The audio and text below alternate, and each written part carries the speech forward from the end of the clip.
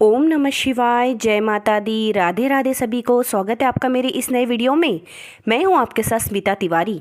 हिंदू धर्म में एकादशी व्रत का विशेष महत्व है। हर माह के कृष्ण और शुक्ल पक्ष में एकादशी व्रत रखा जाता है। यह सभी भगवान विष्णु को समर्पित है।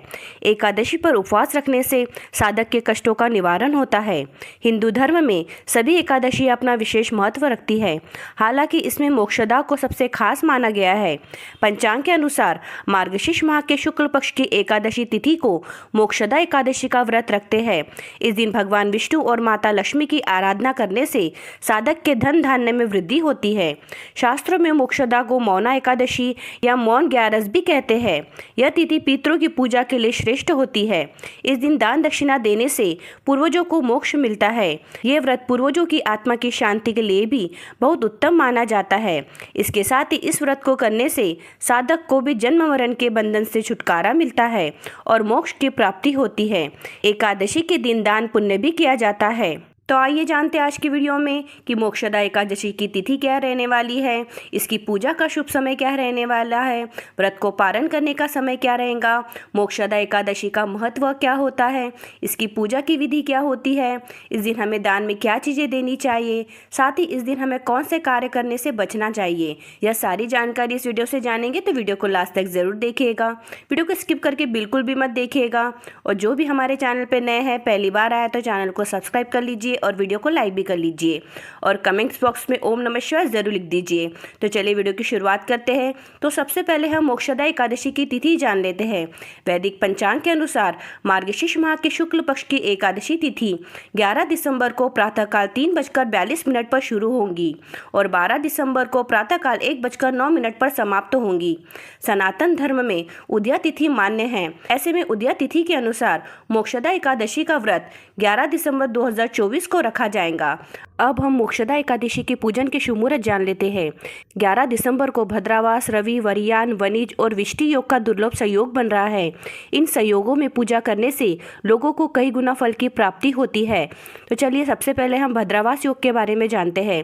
मोक्षदा एकादशी के शुभ अवसर पर दुर्लभ भद्रावास योग का निर्माण हो रहा है। इस योग का निर्माण दोपहर 2:27 से होगा। वही भद्रावास योग का समापन 12 दिसंबर को देर रात 1:09 पर होगा। इस दौरान जगत के पालनहार भगवान विष्णु और धन की देवी मां लक्ष्मी की भक्तिभाव से पूजा करने पर जातक को मनवांछित फल की प्राप्ति होती है। अब रवि योग और वरियान योग के बारे में जानेंगे। मोक्षदा एकादशी पर रवि योग का भी निर्माण हो रहा है। इस योग का निर्माण सुबह 7:04 से लेकर सुबह 11:48 तक है।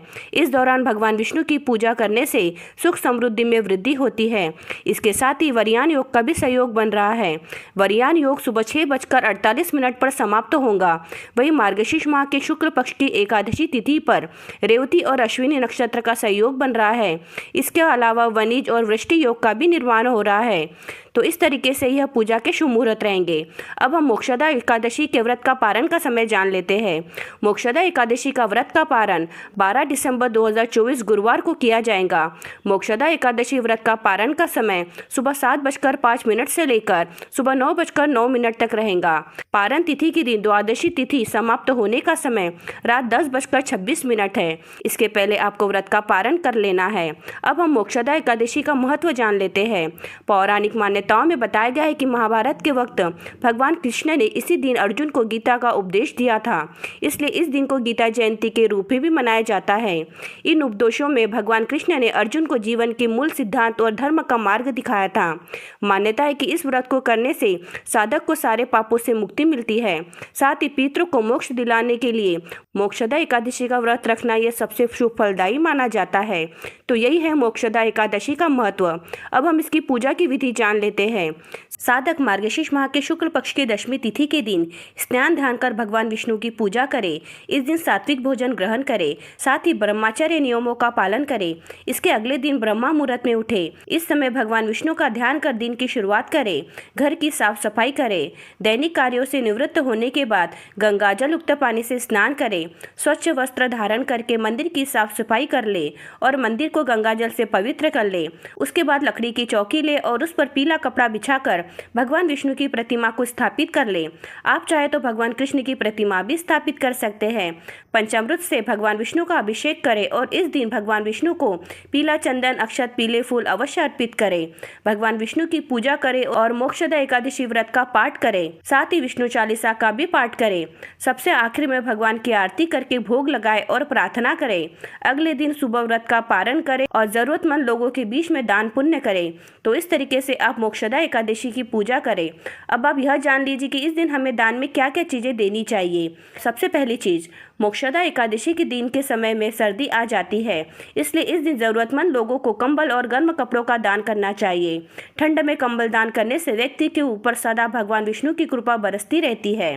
दूसरी चीज, एकादशी व्रत के अगले दिन प्रारण के समय अन्न का दान करना चाहिए या ब्राह्मणों को भोजन कराना चाहिए। अन्न का दान करने से व्यक्ति के भंडार में कभी भी अन्न धन की कोई कमी नहीं होती है, उसके भंडार भरे रहते हैं। तीसरी चीज, मोक्षदा एकादशी के समय में ठंड बढ़ जाती है, इस कारण इस समय में गुड़ और मूंगफली का दान करना चाहिए। इस दिन गुड़ और मूंगफली का दान करने से साधक के सारे बिगड़े काम बन जाते हैं। चौथी चीज, मोक्षदा एकादशी के दिन गीता जयंती भी मनाई जाती है, इसलिए इस दिन आप गीता की पुस्तक का दान भी कर सकते हैं। गीता का दान करने से आपके लिए मोक्ष के मार्ग खुलेंगे और अंत समय में मोक्ष की प्राप्ति होगी। पांचवी चीज, एकादशी के दिन आप हरी सब्जियों का दान भी कर सकते हैं। इसका दान करने से आपके धन धान में वृद्धि होगी और जीवन के हर क्षेत्र में सफलता हाथ लगेंगी। तो यही वो सारी चीजें हैं जिनका दान आपको मोक्षदा एकादशी के दिन करना है। अब आप यह जान लीजिए कि इस दिन हमें ऐसे कौन से कार्य है जो नहीं करने चाहिए। एकादशी व्रत के दिन तामसिक चीजों का सेवन नहीं करना चाहिए। एकादशी के दिन चावल और चावल से बनी चीजों को खाना वर्जित होता है।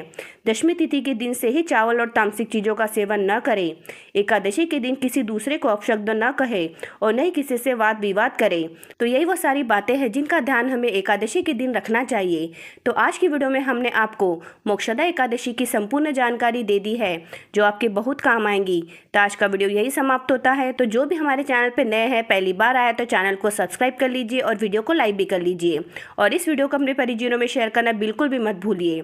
हमारे चैनल पर ऐसी वीडियो आती है। मिलते अगले ऐसी किसी और वीडियो में। ओम नमः शिवाय।